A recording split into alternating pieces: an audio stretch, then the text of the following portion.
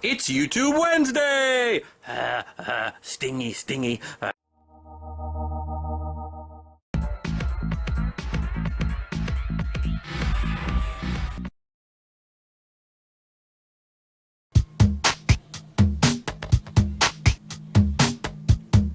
have a quick project here for us this week, and it's a fun one, and it's got a lot of applications if you take this one little idea and kind of expound upon it. So the basics of it is I'm going to make some bugs move in a display. So to do that, I need a little display thing, and I'm going to use, I went to the party store and I got this whole stack of display of party cups. They're crystal clear, all right? So it's a great little display. I'm going to put bugs in them, and that's one of those nice little roaches. And I'm going to put that inside of there, and it's going to move around in there for me. So I also have a mason jar, because one of the ways that I use this is I'll do a whole shelf, and there's like 20 different bugs in jars, and they're all moving. You can also do, 30 roaches on a kitchen counter, all moving. And it's a cool trick. And I'll show it to you. So, obviously I went and I bought a couple bags of bugs. I also went to Bass Pro Shop, and I bought like 150 bucks worth of stuff. Very little of that had to do with the project. Only a $10 thing of fishing line had to do with the project. The rest is for fishing. So, I'm going to open up this fishing line here. This is the thinnest, clearest fishing line that I could find. You also, can you see that fishing line? Well, I hope not very well. Hopefully if the light glints off of it, you can.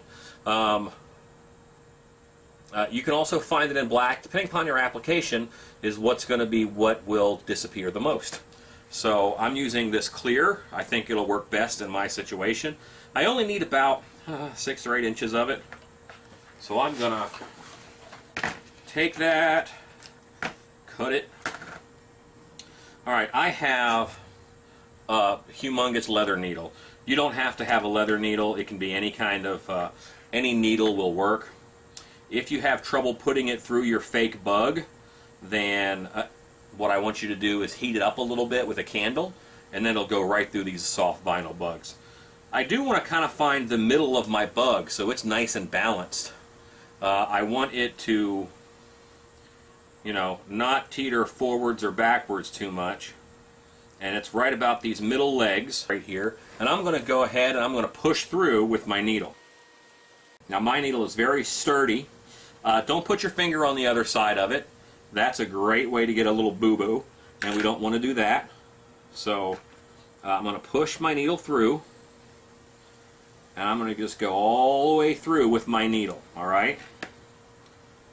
All the way through. Now before my needle goes all the way through, I'm going to put this fishing line through it, because I want it to be through my bug. And I'm just going to pull mine through without tying a knot in it like you normally would for a needle. Okay, just so you guys can see up close, I have a hole all the way through my bug. You can see that fishing line. I'm going to pull it almost to the end, and then I'm going to fold it over, hold it down with hot glue, and put my magnet on all at the same time. So I pull that, straighten that out, and I'm going to hold this onto the bottom of the bug with a little bit of hot glue. Got my handy dandy hot glue gun right here. Now I am pushing that down, and I am holding it tight. Let that hot glue do its work. Alright, so there we go. Now I have a bug that is dangling from a thread. That's kind of neat, but I can make it way cooler. What I pushed down just now to glue that string on there with is a little pneumatic magnet. I get these guys at Harbor Freight. They come in a package like this. Sometimes they're just in a clear tube. I think it's like $4 for 9 or 10 of them. They are super strong. I can stand 10 feet away and throw one of these at the fridge like a dart and it sticks. That's how strong these magnets are. And they hate each other. So if there's a positive, there's a north and a south positive on here. So what I can do is I can figure out which side wants to be attracted to it, and I'm going to use the opposite side. So I have my stack of magnets here. I'm going to draw an X on the top of this stack. That's going to tell me which polarity that one side is. I'll pull this one off the top, I'll put it on the bottom, I'm going to draw an X on the next one. And I'm going to keep going through these magnets until I get to my original X, and then I will have marked all of them, and I don't have to figure it out each time as far as which magnet is which.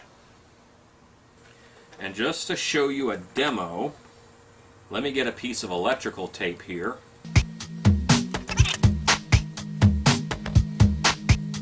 So I just tested it up against my bug to see which side it liked better. Now I'm not going to move my hand. Right here is the magnet. I taped it down on black with black tape, and I'm going to hold my bug over it, and this bug is going to move. Now that bug is moving around like crazy, even though I'm pretty still, because those magnets oppose each other. That is what I want. So this motion I'm going to take advantage of when I put it in this little container. And the longer the string that you use, the more motion you can get out of your bug. I'm not moving my hand at all. That's all the bug. So that's going to stay moving because they hate each other unless it can find a balance. And you want to put it in such a way where it can't find a balance. Alright. And I can do lots of different bugs. So let me prep one of these guys here real quick. I have this down because I'm going to use it to make the top of this. Alright, so it looks better. And I'll also make a bottom for it. So I have my cup. I'm going to trace out a bottom plate and a top plate. I'm going to go ahead and cut those out. And this here is just black plastic. It could be foam core board. That doesn't matter. Doesn't matter what I'm using. This is a core flute plastic is what it is. Same kind political signs they're made out of. I get it in sheets. I do a lot of different stuff with it. It's good for building different things. It's a very lightweight structure. So now this is my base, and that's going to be attached to that. So I want to attach my magnet to that, and I'm actually going to recess where the magnet goes so it looks like it's flat. I'm going to put it pretty much right there in the middle. And now you don't see a magnet sticking up from that surface. It's nice and smooth. So when I do my bug trick, the bug is just a-moving. So to get it to set up in the cup now, I need a hole in the cup lid. To do that, I'm going to use my same needle, but I'm going to heat it up with one of my wife's candles. Once it gets hot enough, it'll melt right through the plastic of the roof of this cup. It doesn't take very long. I'm going to put it right in the center. Boom, I'm through. It was that simple, that easy. Now I can feed this fishing line through that hole from underneath.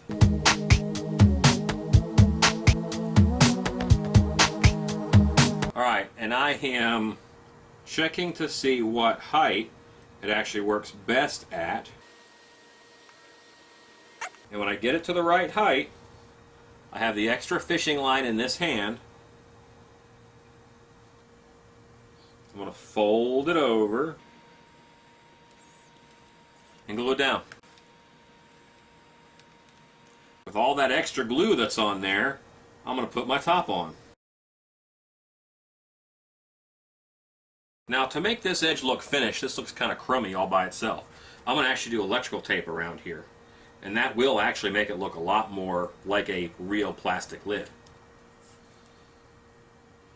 Because then it's going to have that thickness to make it look like it was screwed on.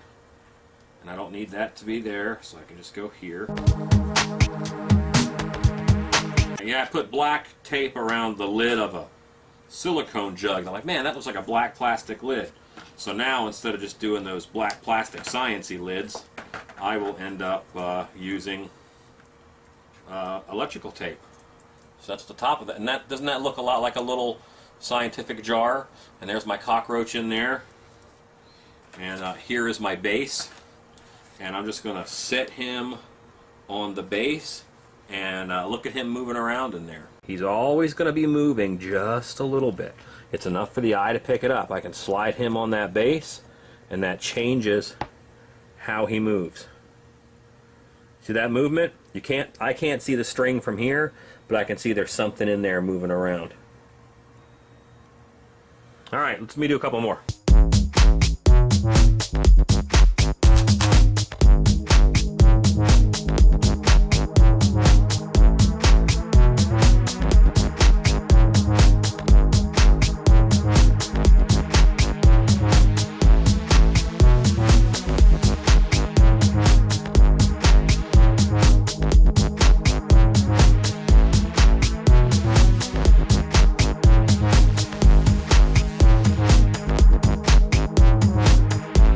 So here are a bunch of moving bugs that are inside of their containers, and the magnets on their bases are opposite of the bugs themselves.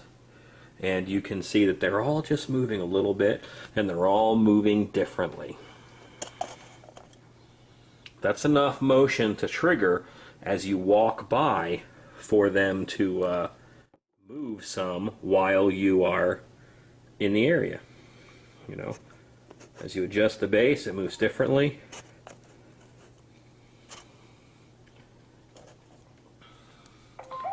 Natural vibration in the room will keep them going for a while. One more trick that you can do is you can talk to them. And the bugs can say no to you. They can nod yes to you.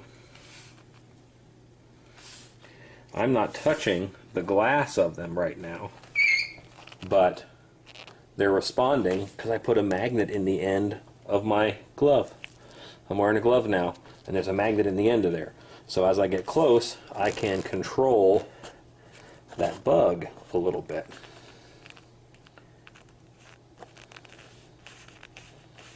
So that might be fun for a mad scientist character. And you can of course do the bases in white. Whatever color your shelf is, do the base. You can drill that right into wood and inset it. If you're doing a kitchen set, you can actually just hang your bugs from underneath the counter here to hang right over top of the counter. So lots of options with this project.